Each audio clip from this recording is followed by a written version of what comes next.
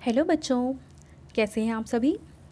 I hope आप सभी बहुत अच्छे होंगे और इन डेली की वर्कशीट्स को बहुत ज़्यादा इन्जॉय कर रहे होंगे। चलिए इस वीडियो में हम समझेंगे क्लास 4 की वर्कशीट नंबर 80A, जो कि 27 सितंबर 2021 की वर्कशीट है। और आज का सब्जेक्ट है बच्चों हिंदी। और आज हम पढ़ेंगे हमारी हिंदी की जो पाठ्यपुस्तक है रिमझिम, उसके 2 पाठ का हम रिवीजन करेंगे। ठीक है, तो सबसे पहले तो आप यहाँ अपना नाम लिखेंगे और यहाँ आप अपनी टीचर का नाम लिखेंगे। तो चलिए स्टार्ट करते हैं। नमस्ते प्यारे बच्चों, आशा करते हैं कि आप सभी स्वस्थ और खुश होंगे। बच्चों, आशा है कि आपने अब तक की सभी कार्यपत्रिकाएं यानी जो हमारी वर्कशीट्स हैं उनको ध्यानपूर्वक करते हुए बहुत सारी नई बातें सीखी होंगी।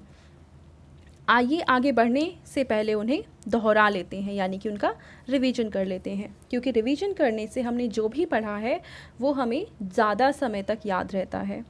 तो पहला प्रश्न है कि निम्नलिखित वाक्यों को दिए गए मुहावरों में से उचित मुहावरों के साथ पूरा कीजिए। देखो ये वाक्य दे रखे हैं और यहाँ पे हमें मुहावरे दे रखे हैं। पहला है दंग रह गए, यानी कि हैरान हो जाना। दूसरा है दांत खट्टे करना। तीसरा है दिन रात एक करना। उसके बाद है आँख मचलते रह जाना। उसके बाद है बाग बाग होना। बाग बाग का होना का मतलब होता है बहुत ज़्यादा खुश हो जाना। ठीक है, और चलो हम पहले वाक्य पढ़ लेते हैं। पहला वाक्य है कि परीक्षा में प्रथम आने के लिए अंजू ने डैश कर दिया। अब देखो, अगर किसी को भी परीक्षा में प्रथम आना है तो उसे बहुत ज़्यादा मेहनत करनी पड़ेगी, और बहुत ज़्यादा मेहनत करने के लिए अगर कोई मुहावरा है तो वो है दिन रात एक करना। ठीक है, तो आप पहले में लिखेंगे कि परीक्षा में प्रथम आने के लिए अंजू ने दिन रात एक कर दिया। दिन रात एक कर दिया, ये आ जाएगा का में। उसके बाद है ख, नौकरी मिलने के कारण पायल डैश हो गई। देखो, किसी की भी अगर नौकरी लगेगी तो वो बहुत ज़्यादा खुश हो जाएगा। बहुत ज़्यादा खुश हो जाने के लिए जो मुहावरा है वो है बाग बाग होना। तो आप यहाँ पे लिखेंगे नौकरी मिलने के कारण पायल बाग बाग हो गई।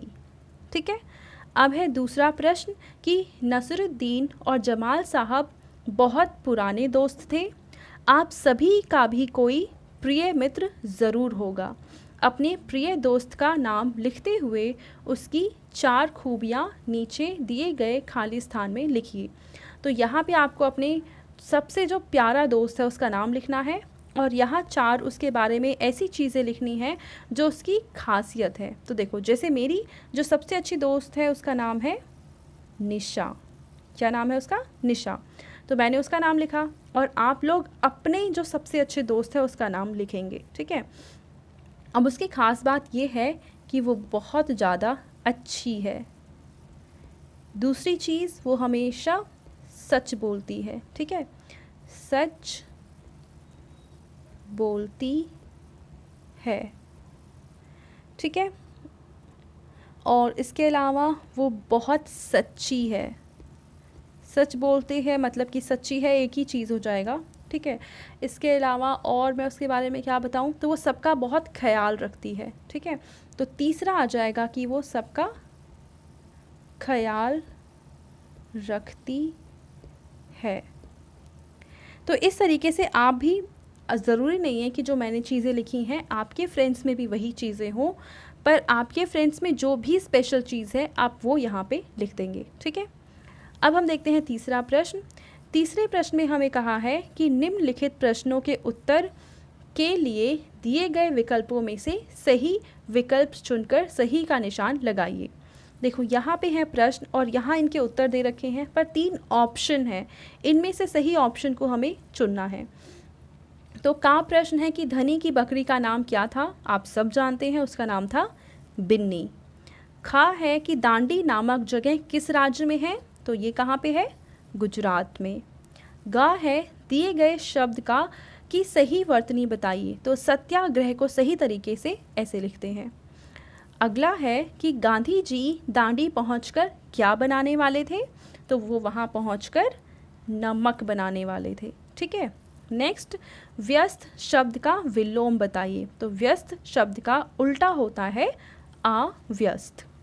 उसके बाद है कि कोई बात ज़रूर है बिन्नी, ये वाक्य किसने कहे थे? तो ये वाक्य कहे थे धनी ने। ठीक है। और लास्ट है कि विरोध शब्द का सही अर्थ बताइए। तो विरोध शब्द का मतलब होता है खिलाफ, यानी किसी के खिलाफ खड़े हो जाना। ठीक है। अब आपके पेरेंट्स के लिए यहाँ पे सुझाव है कि बच्चों से पूछिए कि वो देश के विकास में किस प्रकार योगदान दे सकते हैं, जैसे कूड़ा ना फैलाना, पेड़ पौधों को नुकसान ना पहुंचाना। तो ऐसे अगर आप भी अपने देश के विकास में कुछ काम करना चाहते हैं तो आप गंदगी नहीं फैलाएंगे, पानी वेस्ट नहीं करेंगे, दूसरों को परेशान नहीं करेंगे, पेड़ पौधों को नुकसान नहीं पहुंचाएंगे, बेवजह फूल नहीं तोड़ेंगे। ये सब करके आप हमारे देश के विकास में अपना योगदान दे सकते हैं। ठीक है बच्चों, तो ये थी आज की हमारी हिंदी की वर्कशीट। आई होप आपको ये वर्कशीट बहुत अच्छे से समझ में आ चुकी होगी। एंड अगर आपको ये वीडियो पसंद आई है तो इसको लाइक करें, अपने दोस्तों के साथ शेयर कर दें और इस चैनल को सब्सक्राइब कर लें, जिससे कि आगे आने वाली वर्कशीट्स हैं उनकी भी वीडियोज़ आपको टाइमली मिलती रहें। Thank you.